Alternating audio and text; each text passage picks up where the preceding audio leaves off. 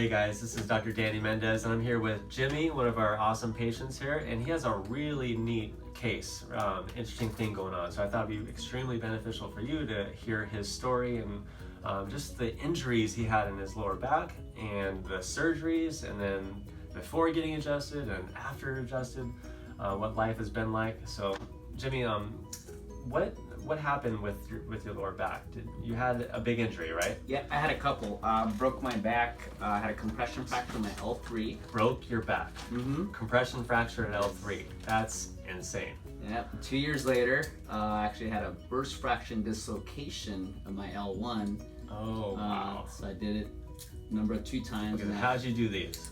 Motocross. Ah. So, so yep. good old dirt bikes. Yep. And at that point, I was able to still walk away. I got airlifted away, actually. And I didn't have surgery. And how long ago was this? this was 2001. Oh, wow. Okay. Yep, so quite a Almost while. 20 years ago. Yep. Okay. Coming up. Right. So you don't look that 20 years older. Yeah. Yeah, okay. All right, so go ahead. Yeah, airlifted and then... Correct. So then I rehabbed for a while. Did see other chiropractors and things like that, Okay. but no one could really adjust me in those locations. It was just very sore, and it took a year to get back on my feet, pretty much. Wow.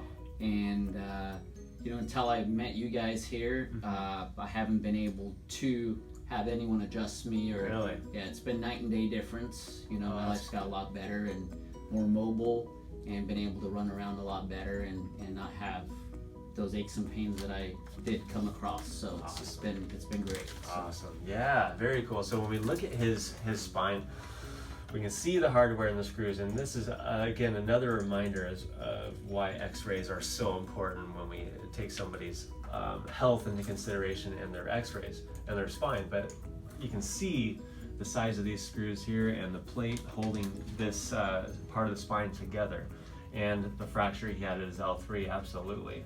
So you can, imagine the kind of stress, and the scar tissue and the muscle tension that this is having, and how that plays into your overall health and all that. So with the adjustments, and we're going to demonstrate how we adjust cases like this, but we're obviously going to be adjusting below and above the segment, because obviously we can't move the bones that are fused, and we don't want to. But what happens is the vertebra above and below are working like 2 or 3 times harder, because 2 of them or 3 of them out of commission, they're not moving. So that's why it's so important to care for the spine on those segments that are working harder, so they don't wear out or become arthritic, and they last you a lifetime with optimal health. So are you still racing or riding? No, a little bit of riding. Okay. But yeah, no more racing. Hung it up. So okay. Yeah. Alrighty. So cool, man. Thanks for sharing your story, and this is a great testimony also to explain and be able to help people that have had back surgery and they're scared to death that no one's going to touch my back. But we take x-rays here. We're extremely specific on how we adjust, and people just like you can get their life back 100%, and not have to live on drugs and more surgeries and just have it be a downward spiral. So I'm a believer, and I love it, and I recommend you guys 100%. Awesome, buddy. Appreciate it. Thanks for sharing your story, man. No problem. Cool. This is Jimmy's x-ray here, like we just reviewed. So we're about to get him adjusted, and we can clearly see the fusion surgery there. So specifically, we're going to be contacting certain segments above and below his x-rays, or his fusion there. So we'll see, we're going to be focusing a lot on the L3. It's not fused, but this one's taking on a lot of stress, so we're going to focus on that.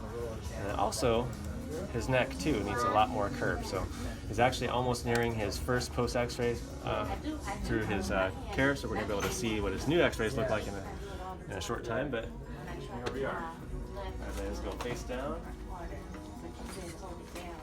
So the flexion distraction is going to flare, and that flexion distraction is going to open up those discs there and take pressure off nerves, allow nutrients to get back into the discs, and then I'm going to go past it and above it.